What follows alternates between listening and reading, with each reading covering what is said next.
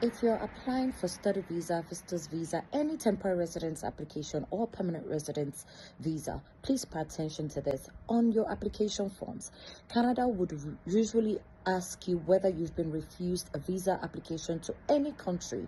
Now, this is where I think a lot of people misunderstand this question. This question is not asking whether you've only been refused a Canadian visa.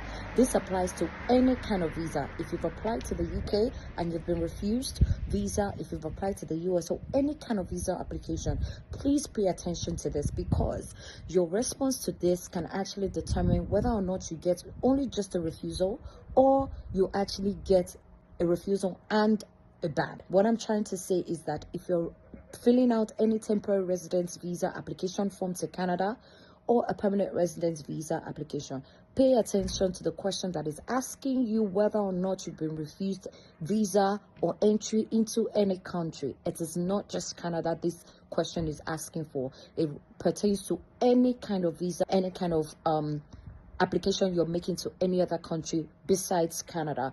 Again, this can actually cost you not just a refusal, but it can cost you a ban, right? So, and if you're banned, that means that 5 years you cannot apply to come into Canada, and potentially it could also apply your application to other countries. So please pay attention to this, and if you do not understand, just book a consultation, or better still, let us help you with the application. All right, see you next time.